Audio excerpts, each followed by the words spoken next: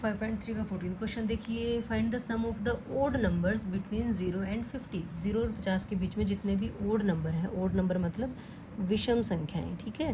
तो अब देखो कौन कौन से होते हैं, हम लिख सकते हैं odd numbers between 0 and 50 are, कौन कौन से नंबर होंगे बेटा। पहला नंबर 1 होगा, 0 is neither odd nor even, फिर आगे 3 होगा, फिर 5 होगा, फिर 7 होगा, ऐसे करते करते, और 50 होगा क्या, नहीं 50 से पहले क्या होता है 49 होगा, ठीक है। बात क्लियर है। अब आपको इन सब का सम निकालना है। इनका सम के लिए आपके पास a है, आपके पास d है, ठीक है, और आपके पास लास्ट टर्म भी है। लेकिन क्या आपको पता है ये कितनी टर्म्स हैं। देखो वैसे तो हमें दिख रहा है कि 50 से के बीच में 1 से लेकर 50 तक ही लगा लो आप, तो 50 टर्म्स होती हैं, उनमें से एक एक छोड़ दिया हमने, तो टोटल 25 टर्म्स बच गई हमारे पास। 25 इवन है, 25 ओड है, 25 सम संख्या है, 25 विषम संख्याएं हैं। लेकिन कभी कोई ऐसा नंबर हो जहाँ पे हमें ना पता चले कि कितनी टर्म्स है, अब तो हम डायरेक्ट बता पा रहे हैं ना, तो आप ये देख सकते हो यहाँ पे, अगर आपको ना पता चले कि कितनी टर्म्स हैं, तो आप ये चेक कर लो कि 49 कौन से नंबर पे है।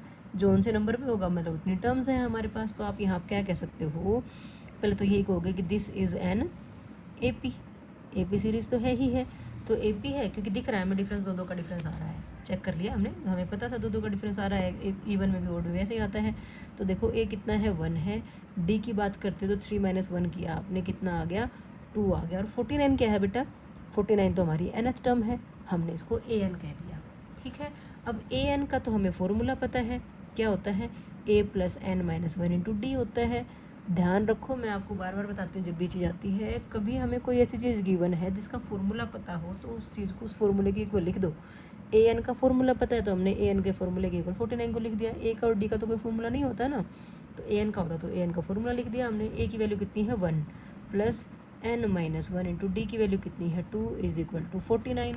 1 वहाँ जाके माइनस हो जाएगा, ये आ गया n - 1 × 2 = 49 - 1 = कितना आ गया 48।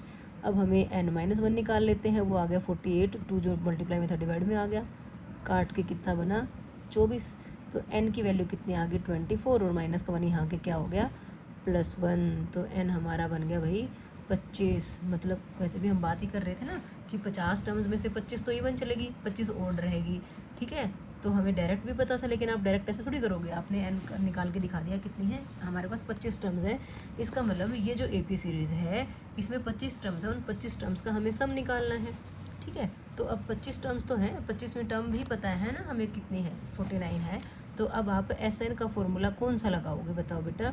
हम लगाएंगे n/2 × A + AN वाला, क्योंकि हमें फर्स्ट टर्म और लास्ट टर्म दोनों पता है। n की जगह कितना रखेंगे हम, n 25 आया है हमारा, 25/2। अब फर्स्ट टर्म कितनी है हमारी, आप यहाँ पे ऐसे भी कर सकते हो ना इसको, n/2 × A + L, ठीक है। तो A कितना है हमारा 1 है, और लास्ट टर्म कितनी है 49 है हमारी। ये आ गया बेटा 25/2, और 49 + 1 कितना हो गया 50। काट दो भाई, कितने पे कटेगा 25 पे, 25 को 25 से मल्टीप्लाई करते हैं तो कितना आता है, तो याद होते होंगे तुम्हें थोड़े बहुत स्क्वायर्स तो, ठीक है। कुछ स्क्वायर्स 25 25 30 तक तो याद कर लो बेटा। तो 25 25 का की मल्टीप्लिकेशन होती है 625। तो हमारे पास क्या आ गया, वो जो टर्म्स का सम था, सम बोला गया था, वो कितना आ गया 625 आ गया, ठीक है। अब इसको S25 लिखो, या खाली सम लिखो, या खाली 625 लिखो, ये आपकी मर्जी है। तो ये हमारा आंसर आ गया बेटा। क्या किया, टर्म्स लिखी हमने, odd number of terms, last term पता थी, A पता था, D पता था, लेकिन यही नहीं पता कितनी टर्म्स है। कितनी टर्म्स है तो तक हम तो n की वैल्यू नहीं पता गई, तो हम सम कैसे निकालेंगे। तो हमने लास्ट टर्म को nवें नंबर पे माना, वहाँ से सॉल्व करते करते 5.2 वाले तरीके से n की वैल्यू निकाली, n आ गया तो SN का फॉर्मूला लगाया और हमने सम निकाल दिया, ठीक है बेटा। ओके।